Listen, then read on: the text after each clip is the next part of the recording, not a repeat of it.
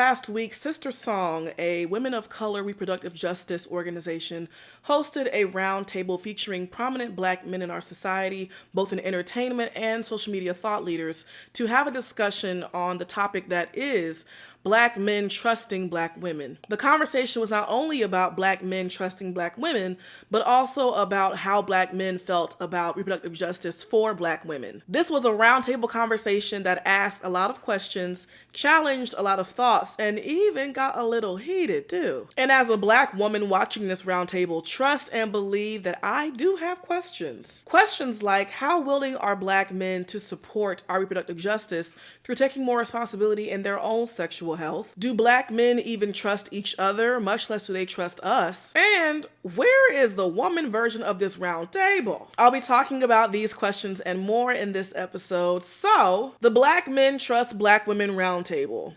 Okay, no, but can we talk about this one, y'all? Oh, can we talk? Can we talk about it? Can we talk? Can we talk about it? Can we talk? Can we talk about it? Can we talk?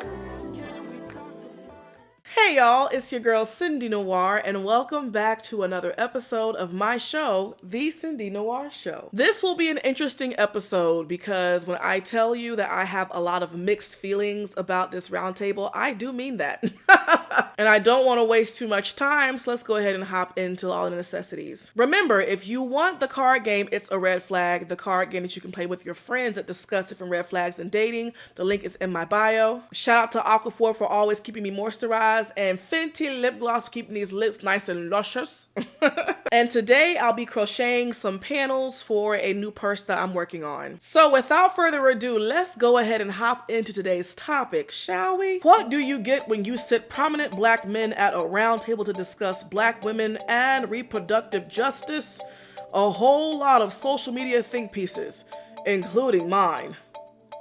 This past week, Sister Song hosted a roundtable full of Black male entertainers and Black male thought leaders to discuss Black women, reproductive justice, and the overall bond between Black men and women. This conversation flowed through history and time, many different questions and topics, and even flowed through some conflict as well. Despite this discussion being chock full of gems, the highlight of this talk seems to be a very heated interaction between Clifton Powell and Joseph Urban. In a conversation about accountability, where Clifton Powell admitted to being 69 and just learning how to love, Joseph called him out on the behavior, stating that it is not a commendable thing to be a man pushing 70 waiting for a woman to teach him how to love. Take a look. You live your life for so long, and I'm not meaning no disrespect by It's this. all right, just say it, bro. But when you hit your 60s and your 70s, I want to be right. Okay, but let me. I want to live my life right. I want someone to take care of me and protect me, and that's what a lot of women have issues with. Because I'm living it right the fuck now. As I said, I said 60s and 70s. Let me say this. Y'all overtalk me. This heated interaction has led to social media debating this question. Is a Black man learning how to love at 69 a thing to be celebrated,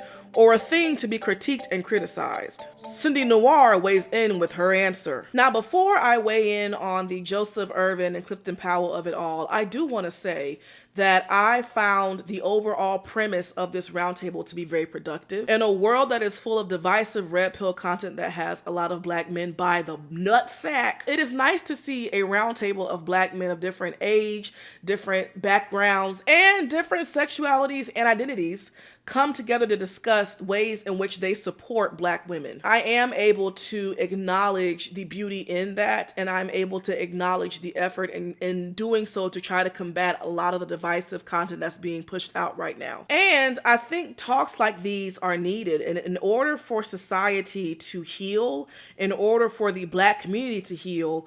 We need to be talking, and not just to those who are like-minded, but to people in our community who have differing beliefs. Because the only way to really evolve and change your ideals is to have them challenged by others, and those challengings be valid. So I do like what the talk represented. I do like and appreciate what it was, the purpose it was serving. And I hope that there are more talks like this in the future. I personally am not a fan of these debate style YouTube videos where you have half of the room that is pro one thing and the other half of the room is anti the same thing, and there's debating back and forth. I don't find those videos to be constructive and productive because it just feels like everyone is looking for their own clapback moment and there isn't actual healing taking place in those rooms. So I'm not a fan of that kind of content, but I feel like this roundtable was different because it wasn't a debate style show. It was more a conversational show. And I think that that's where a lot of change and evolution happens, is in conversations, not debates, not trying to own the person you're talking to, but in sharing personal experiences and personal thoughts and opinions and being open to those thoughts and opinions being challenged. So I do hope that Sister Song continues to produce these roundtables, not just with these Black men in particular, but I would also love to see a roundtable of quote unquote regular Black men who are not well known, but who are part of the community. I would love to hear what their thoughts are, both good and bad, honestly. But I think that in order for things to really change, people need to be able to see themselves in what they're watching. And I think it would do a world of good for Black men to see the quote unquote average Joe Black men being invited onto these shows to discuss the same things. And I would love to see an inverse of this roundtable, aka a Black woman roundtable, where we're talking about trusting Black men and not talking about it from a man hating men ain't shit standpoint per se, but from an objective communication and space of talking about our experiences and our emotions that could be productive. I feel like this round table has potential to grow into a very beautiful thing. I feel like this round table has potential for a round 2. I would love to see these same men come back after some time, after social media has cooled down, and discuss the topics and keep going. But I would also like to see the roundtable expand beyond just this group of men too. Now that we've gotten what I liked out the way, let's talk about the things that I wish could have been a little bit different. To be clear, I did watch the entire episode more than once. I took notes and everything. So just know that what I'm talking about is from having seen the roundtable. In the spirit of this being a series, I do wish that instead of talking about do Black men trust Black women, I would have loved to have seen Black men talking about reproductive justice from the standpoint of how they can contribute to it, or how Black men and men in general play a negative role in what we experience in reproductive justice and why it's so important. I would have loved to see Black men discussing the fact that Black women go through way too much in pregnancy and motherhood. We have way too high mortality rates in childbirth and postpartum for Black men and men in general to be so selfish in the bedroom. I would have loved to hear Black men talk about how irrational it is for Black men to prioritize their pleasure for a few seconds that could ultimately end that Black woman's life. I would have loved to see Black men discussing sexual discipline and talking about how reckless that Black men can be with their own reproductive behaviors and how it bites Black women in the ass. So I wish that before we got an episode about Black men trusting Black women, there would have been an episode on Black men trusting Black men to create safe spaces for Black women reproductive wise. That would have been a great first part that would have then fed into this episode, but that's just me. I also feel like an episode about Black men trusting each other would have been very interesting to listen to first, because I would hasten to bet that a lot of men, period, do not trust each other.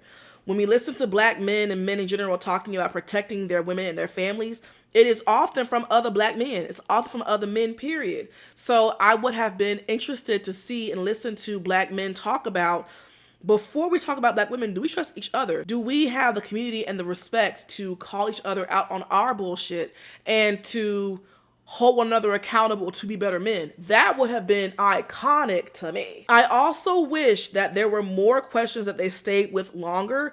There were some really good questions asked and addressed that seemed to kind of be glossed over that I wish they would have sat with and really unpacked. One question being from Conscious Lee, who was saying, I'm hearing about y'all talking about defending your wives, your daughters, your mothers, but what about the Black women in our community that you don't find attractive? What about the Black women in our community that don't serve you in any direct way?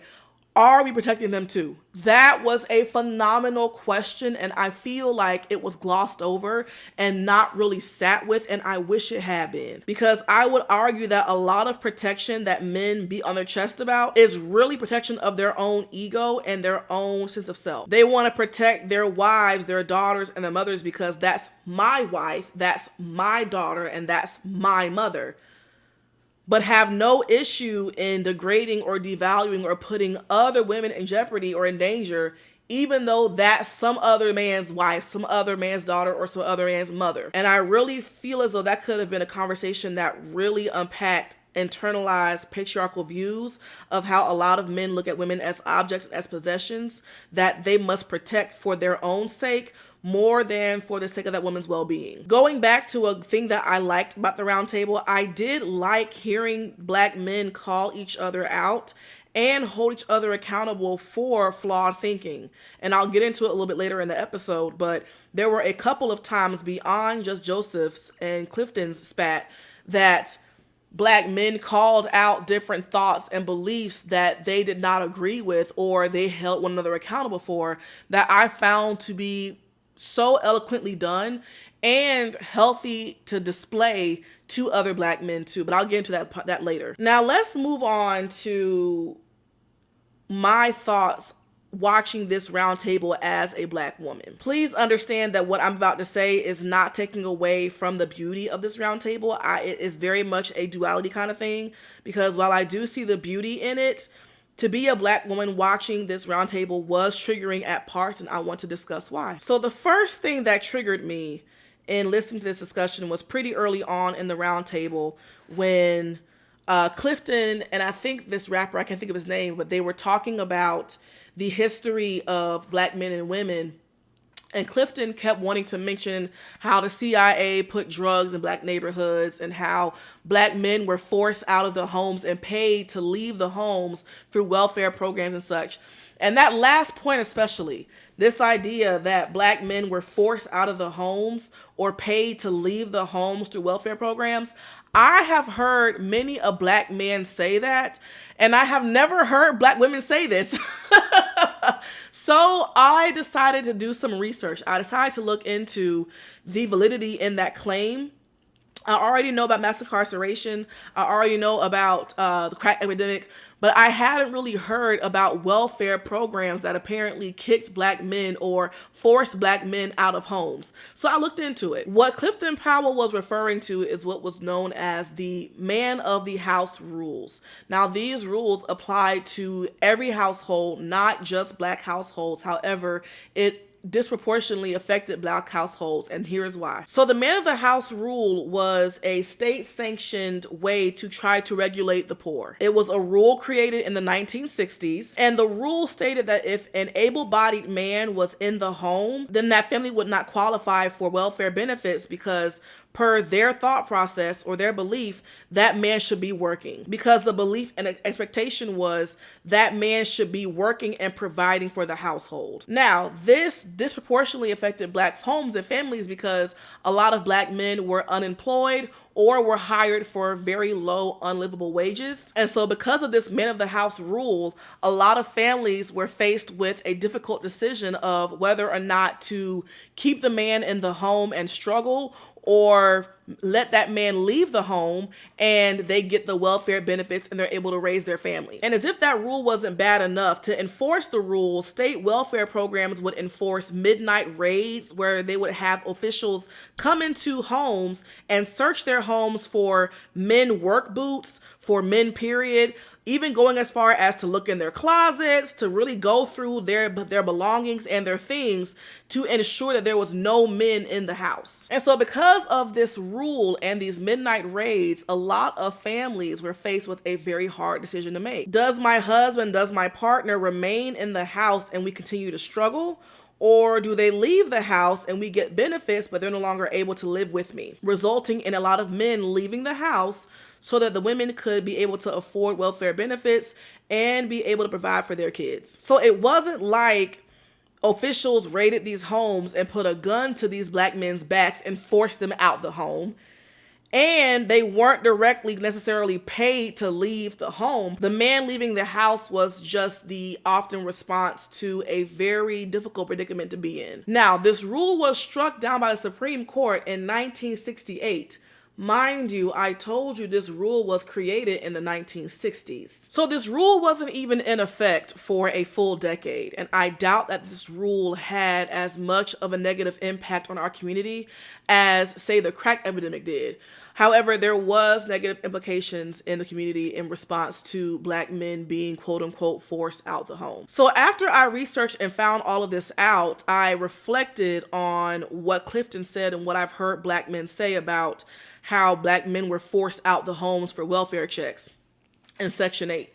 And this is where the triggering, going back to me saying that watching this as a Black woman was triggering, this is where I get triggered, because while, yes, I empathize and can only imagine how hard it must have been for these Black men to have to leave the home in order for their home to be provided for, that had to be a severe strike to the ego to know that the only way that your family could be provided for was if you weren't there. That is hard. And that has been a reoccurring theme enforced by society for a long time. But as a Black woman reading this history, I can't help but look at it through a Black woman lens, meaning what was the Black woman's experience of the man of the house rule? Because I have a very hard time believing that Black women did not catch the brunt of the frustration of being a Black man trying to provide for his family and can't find a job, or has a job that doesn't pay well. I can't help but wonder how many Black women were experiencing domestic violence out of that frustration. The white man beats down on the Black man, and the Black man then comes home and beats down on wife and kids. That was a very common thing. Hell, it still is. And so I can't help but also hear that in the history. Beyond that, though, you mean to tell me that every Black man that had to leave the house went back home to mom and pop and worked their butt off to provide for their family? I'm sure some did. But I'm also very sure that a lot of others went and found another home to go be in. Went and found another woman to go be with in the meantime, between time. So while that mother is staying behind raising kids, he is off doing God knows what. Wasn't no cell phones back then. There was no consistent open line communication. You had no idea where that man was, for real, or what he was doing. We sit here and joke about our grandfathers having multiple families. This is part of how that happened, because a lot of those men felt emasculated. They can't provide for their families, and now they have to leave the house for the family to even be provided for. When you pair that reality and feeling with the fact that even in today's time, most men deal with feelings of being emasculated through sexual promiscuity, you can't tell me that all these Black men were leaving the home and still being faithful, and still being responsible, and sending money back to the family when they finally got a job. Hello? I would hasten to bet that some of these Black men left that family and never came back. I'm not saying all, but I refuse to believe that all Black men. Hello, I can't. Imagine how hard it is to have to watch the love of your life leave the house to be able to provide for your family, and you don't know what he's going to go off and do. You don't know nothing. Imagine being left behind, So it's like, while yes, I understand and empathize with the experience of the Black man, hello, and a lot of Black women were working too. We weren't stay-at-home moms. We never were. So imagine having to go to work. Imagine your Black man envying you because you have a job as a maid at some white woman's house who sees you as property. And you come home to your Black man side-eyeing you because you got a job and he can't find a job. So it's like, not even to play the Pain Olympics, but listening to Clifton talking about how hard Black men had it and talking about the CIA putting crack in the neighborhoods. We was on crack too. And still had to raise them kids. And it's frustrating because so often black men will highlight the black male experience of those times and then not mention the fact that we were right there with y'all, going through the shit too. But then whenever we mention and highlight the fact that we were there with y'all, we get the fact that we had jobs thrown back in our faces. We get the fact that we're the most educated demographic thrown in our face. And it's like, okay, it is a very conflicting and frustrating feeling as a black woman to understand the systemic oppression of black men and to understand how society used us to aid in that oppression and aid in that divide in our community. And it is frustrating that so many black men don't realize the system was set up that way for a reason. And instead, they just see us as the enemy. That's irksome. It is irksome that you can see the fucked upness in society oppressing you, but you can't see how society also used us and pit us against one another in that oppression of both of us. It's irksome, it's frustrating, and it's triggering. So while that was triggering, what triggered me the most about this conversation, and anytime I see black men come together to talk about black women, is the fact that we don't get the full truth. And that be bugging the fuck out of me. Y'all are having a round table about black women and reproductive justice. And all the men are sitting here positioning themselves as stand-up men, fathers, husbands who may have done some wrong in the past but have learned their lessons. And while I get the positioning, it's also like, can we be fucking for real? And so what is triggering to me in listening to black men talk about that is, in the beginning, they're talking about how black women are so strong and how we are the closest thing to God and all these beautiful things, right? But the stats show at least one of the men at that table has abused black women, have sexually assaulted black women or a black woman, or have straight up raped a black woman. So why aren't we talking about that part of it? The odds are at least one man at that table has selfishly put a black woman in a difficult predicament when it came to her bodily autonomy and her reproductive rights they're discussing at the table. Let's talk about that. Y'all are sitting there talking about how we deserve bodily autonomy, but how many of y'all have hid the condom? Hello? Y'all are up there talking about women's bodily autonomy and how we deserve to make decisions for our bodies, but how many of y'all begged a woman, can we please not wear a condom? It feels better without it. Coercion. Hello? Let's wake that up. If we're going to be accountable, let's be accountable. How many of y'all refuse to take a no for an answer at some point in your past or present? Let's wake that up. And how did that play a role in that black woman's reproductive justice and health? Let's wake that up. How many black men at that table or in general have put a black woman's reproductive and bodily autonomy in jeopardy by refusing to go get tested? By saying because your ex is clean, you clean too. Hello? How many men at that table took away a black woman's reproductive autonomy by leaving it in and not pulling out, even though she wanted you to? Can I buy a vowel? I don't hear you. What happened? Now we're quiet. I would love to see a round table of black men discussing rape culture and how they have contributed to it. Let's talk about that. Because it's really easy to say that black women deserve bodily autonomy. That's easy work. It's easy to say that we deserve to have choice over our bodies and what we do with it. That's easy. Let's talk about how you, in your personal life, may have challenged that very thought with your own selfishness. Or let's talk about how you know a homeboy who did, or a brother or uncle or father who did. Because if it ain't you, it's somebody you know. How is it that damn near every woman I know has been essayed, but no men have done the essaying? Somebody's lying. And I guarantee you it ain't us. So it is triggering to me to listen to black men sing our praises when DV rates are so high. It is hard for me to fully feel seen and loved in hearing these black men praise black women when the leading cause of death in pregnant black women is homicide. It's kind of challenging. And so that was the main trigger to me. It's like I'm hearing y'all say that we are the thing closest to God. And yet the stats show what they show. And yet damn near every black woman I know, including me, has been abused at the hands of a black man.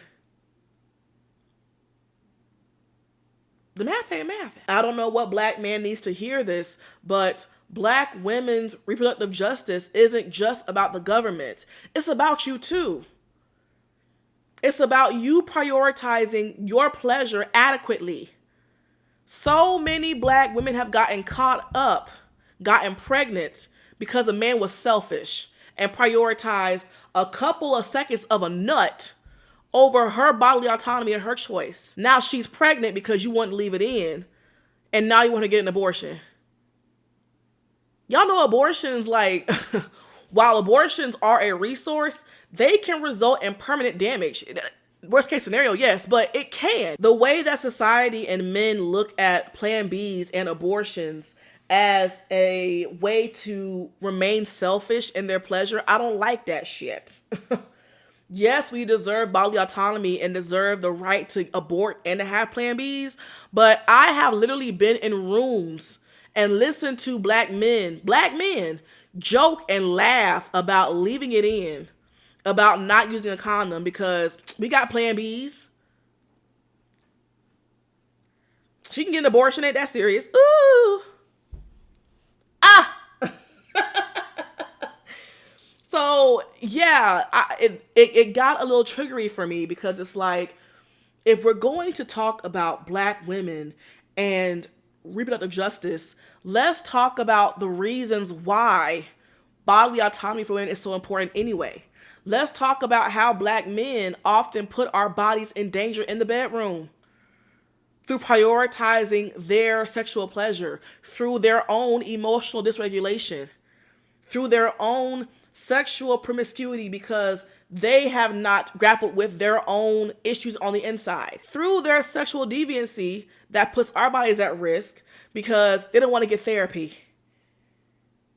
They don't want to deal with their shit, so they go out and fuck whoever and whatever, and they bring home STIs to us at alarming rates. Let's talk about that too, because that all plays a role in why the government needs to allow us bodily autonomy. I think if we're ever going to get to a point as a community, as a black community, where black women are treated like we are the closest thing to God, it's going to involve black men being able to own up and say, yeah, I've coerced in the past. I have raped a woman through coercion.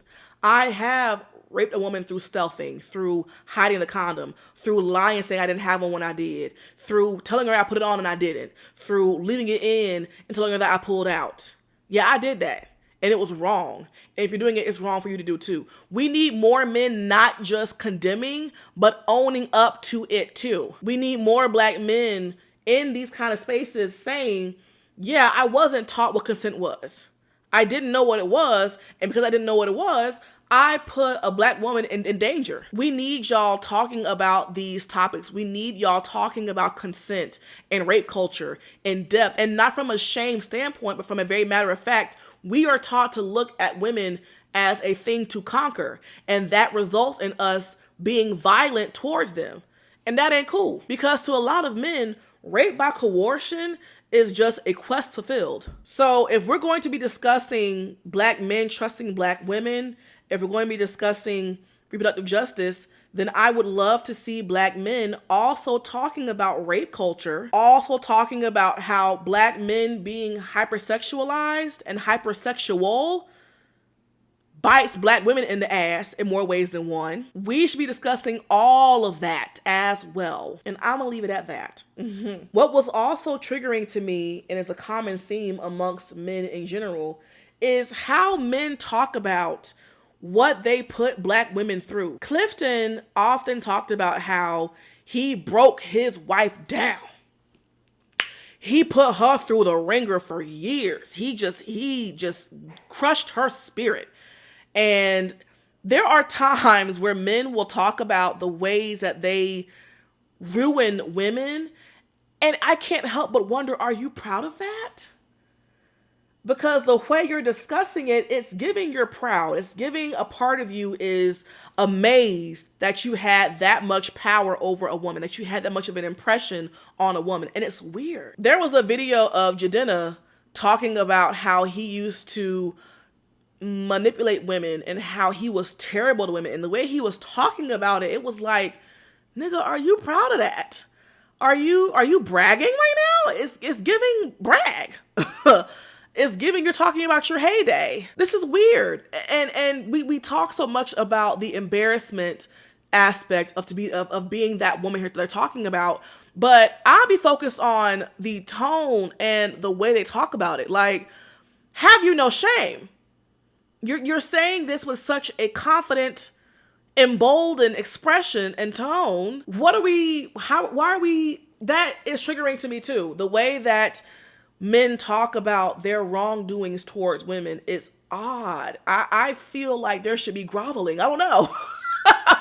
There should be some shame in your voice. There should be some understanding and disappointment in yourself and you talking about it. But yet I be hearing damn near excitement.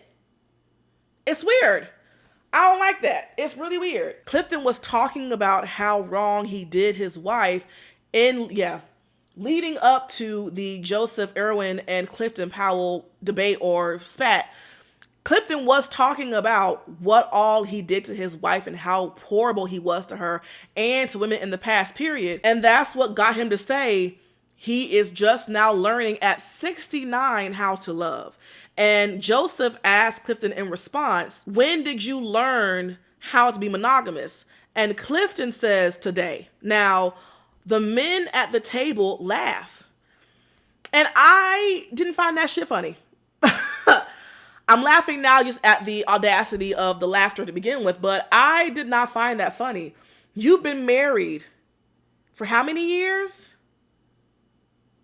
And I'm not sure if the woman he's talking about now is the same wife he had for all those years, but whether it was a joke or not, there's some truth in there. You learned how to be monogamous in your elder years, which means for the majority of your life, you was just out here slanging thanging, at the expense of women's bodies, at the expense of women's mental, emotional, and physical health, which goes back to what? Reproductive justice and health. And we're laughing about that at a round table about reproductive justice, you know?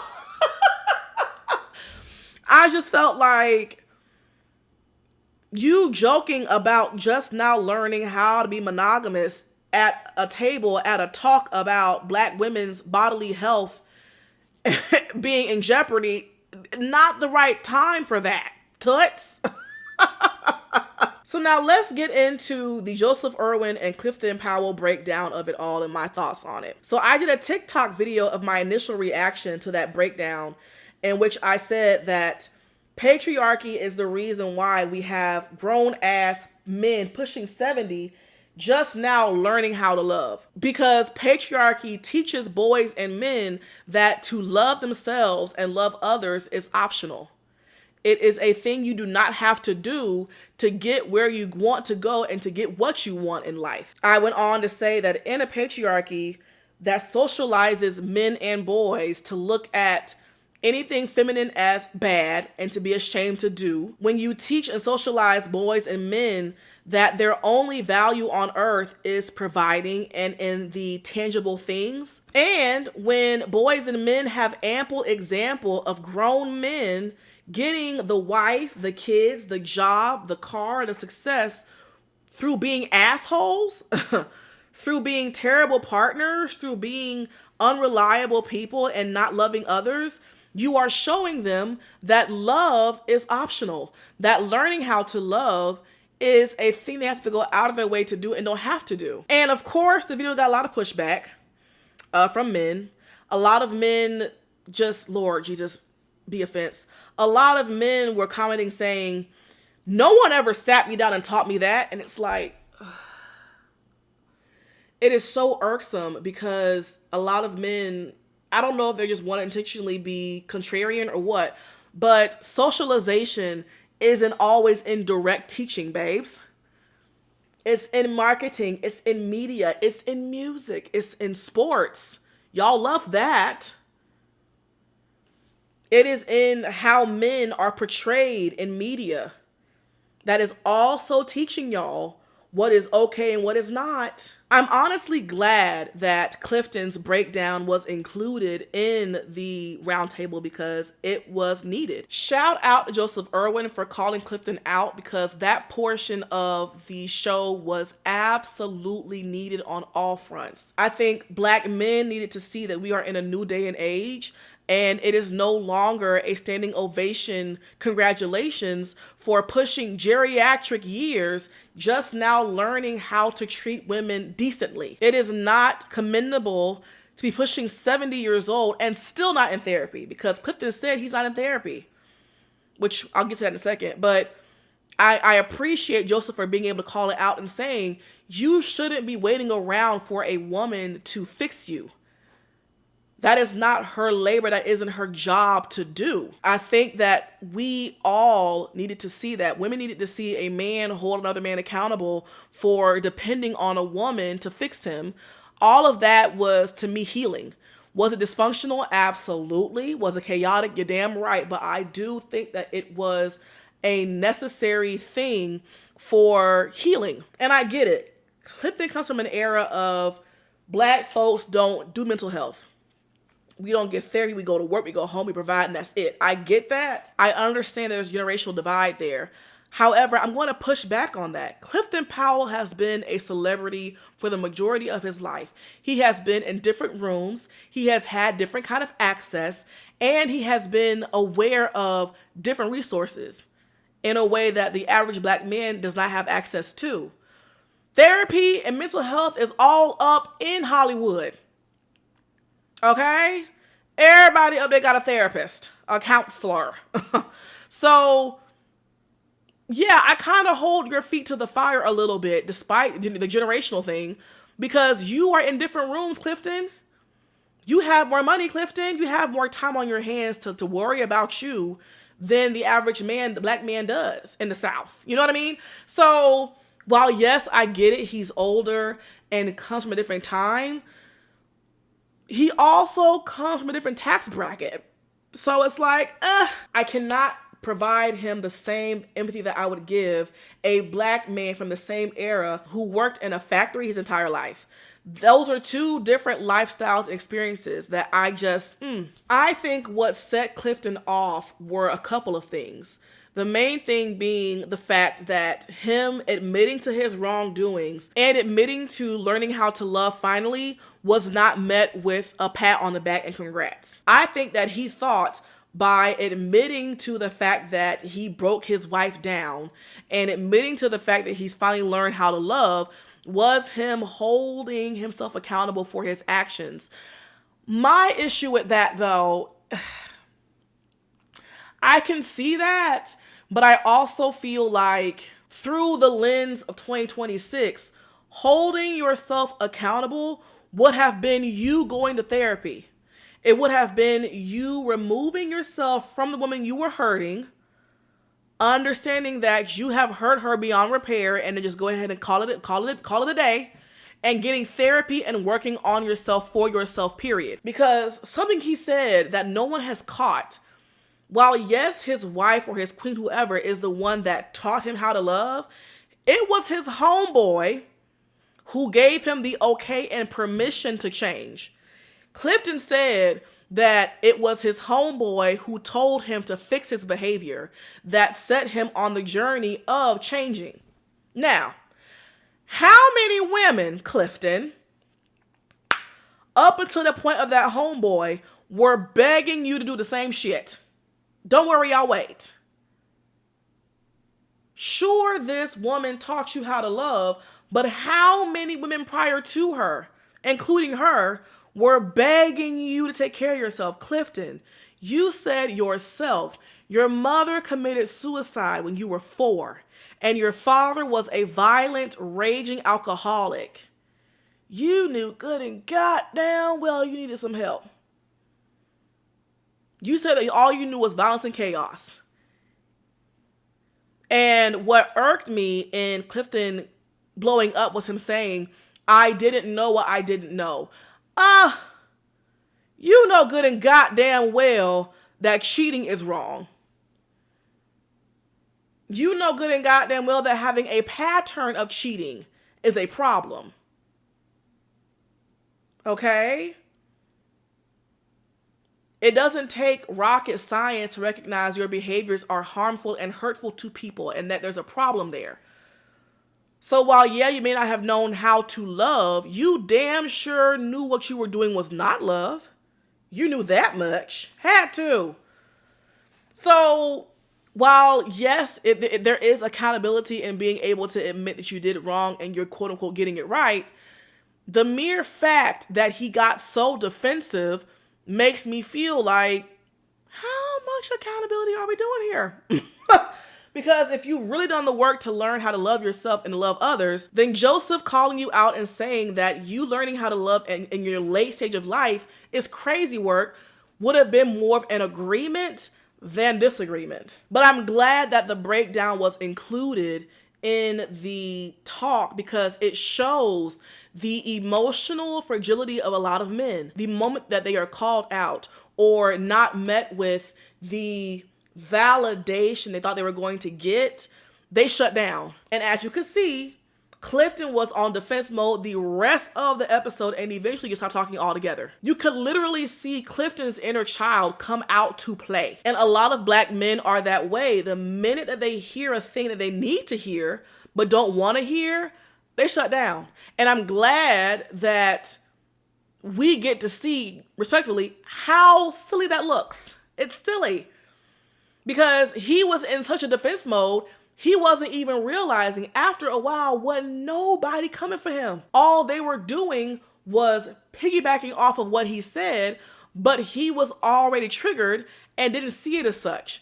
And I think it is such a great demonstration of how emotional immaturity bites you in the ass. Because what could have been a beautiful moment for growth and evolution was stunted and halted through his limited emotional intelligence. Sister Song just posted a clip of Clifton coming back and explaining his breakdown. And in it, he says, I never got any guidance on how to be in love. I grew up with a lot of violence and dysfunction. And that is a story that so many people can attest to. That they never had guidance on what it means to love and to be in love and to love others and themselves. I guess I'm just to the point that after a certain age, you have the power to change that narrative. And that certain age is not 69. Like, yeah, I'm glad you got it. I'm glad you figured it out because there are plenty of people who die and don't get it. But I also can't help but wonder, why now, Clifton? Why at 69 are you now doing the work to learn how to love? Sure, we can look at it from the at least he's trying angle, but call me a pessimist. I don't give a fuck. I can't help but wonder, is it because you're geriatric and need someone to care for you? Hello? Why now? When erectile dysfunction is at an all-time high? Why now? Why now learn how to treat women properly when you have been for the entirety of your life? I would hasten to bet that Clifton is quote-unquote learning how to love now because he has to in order to get what he could get in the past without love. That's just me. I feel like homie is older. He no longer has the kind of pull he used to have with the ladies. He can no longer get away with being an asshole like he used to. He's been humbled. The acting gigs ain't as prevalent. The money ain't as flowy. So now he has to offer something other than fame, notoriety, youth, and money. And a working tallywhank.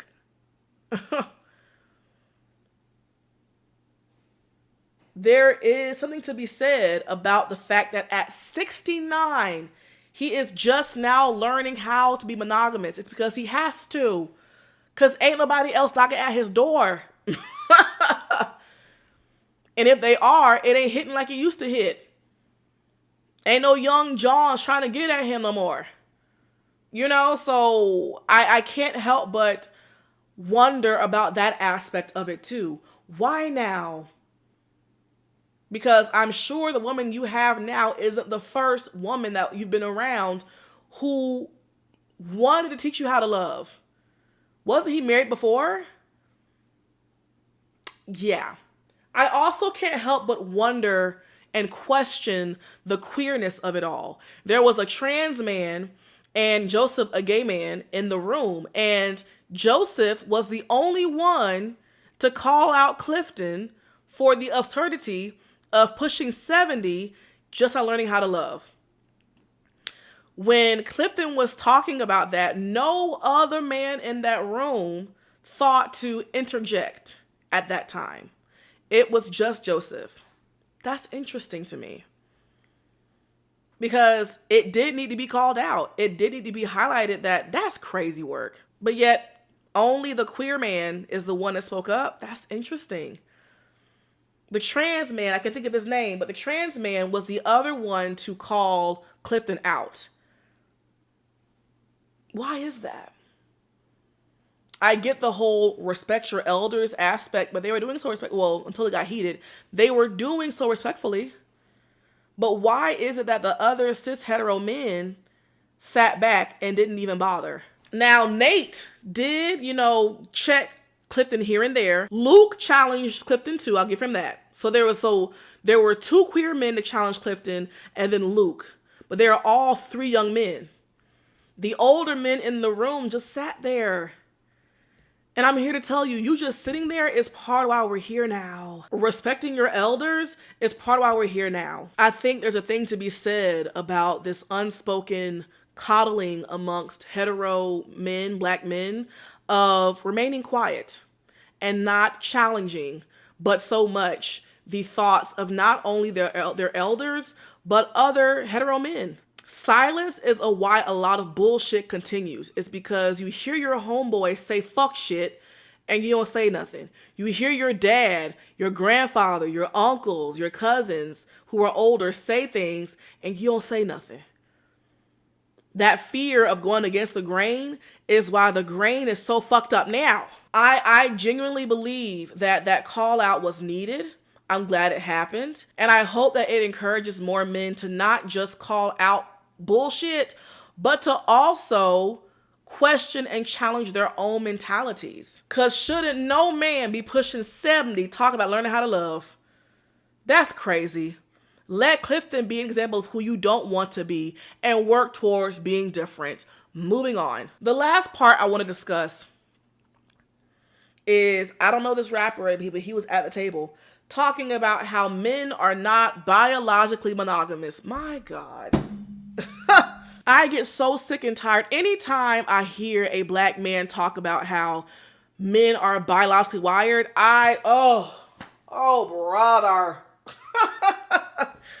Anytime I hear a black man talk about back in the day, we were polygamous in Africa. All I hear is we was kings. Like, it just sounds so. And I'm so glad that Nate called him out and said, we are not biologically wired that way. That is socialization, because it is. If men all came together and decided as a community that it is lame to be a hoe as a man, if men all came together and decided that it is lame to cheat ad nauseum, it is lame to be sexually promiscuous, it is lame to put your partner's health in jeopardy by not getting tested, y'all wouldn't be doing that shit. If men decided as a whole, we're going to prioritize our emotions, we don't care what the women think, we're going to therapy, we're crying, we're getting ourselves together emotionally, a lot of sexual promiscuity amongst men wouldn't exist no damn way. We love to talk about fatherless behavior amongst women, and our sexual promiscuity, but we don't talk enough about the fact that a lot of men's sexual behaviors are rooted in their emotional suppression, are a direct reaction to emotional suppression. And if men came together and changed what it meant to be a cool guy, to be a man, if they changed how media presented a successful man, and instead of having women on his shoulders or on his arm, it was one woman that was his wife and his kids, and that was success, a lot of men would tighten the fuck up. Socialization and how men are socialized to deem what it means to be a man is the reason why y'all are so sexually promiscuous and deviant. Stop bringing up the animal damn kingdom. How come male animals can fuck on anything, but we do it and it's a problem? You know what also happens in animal kingdom? Men live on the outskirts. Let's take lions, for example. In a lion pride, the men are on the outskirts. The lionesses only call on men, on the male lions, to fuck on them and to protect the pride. The women run shit, and the men respect that. So if you want to talk about the animal kingdom, let's talk about it. For real. Please, men, please understand socialization. Yes, y'all have testosterone. Yes, y'all may crave sex, quote unquote, more. But if it were a social norm amongst men to be sexually disciplined, a lot more of y'all would be. If men were getting clowned in the group chat with their homeboys for lacking sexual discipline, a lot more of y'all wouldn't lack it. So can we please stop with this narrative that y'all are just helpless to your biological makeup and nature? Because it's not true. It's not factual, babes. And if y'all were to normalize healthier emotional coping mechanisms, we wouldn't be seeing so much of this behavior anyway. I digress. So in conclusion, while I did find this talk to be productive and necessary, there were some parts of it that just didn't fully sit well with me, and I would love to see a round 2 that really gets to the heart of the issue. I want to see a black man roundtable about rape culture and about men's sexual deviancy and where that comes from. I want to hear black men talk about how they aid in the plight of black women's reproductive health and justice being in jeopardy from their own actions. I want to see that next. And I also want to see a woman's version of this roundtable talk, because we got to discuss things too. So those are my thoughts on the roundtable, but I want to hear what your thoughts were. How did you feel about it? Did you find the talk to be productive or a waste of time? Why or why not? I want to hear from you in the comments and look out for my responses. But that is all I have for this episode, and stay tuned for next Monday's episode, because that is an Ask Cindy episode and you don't want to miss it. So until next time, y'all be blessed and bless up. Bye.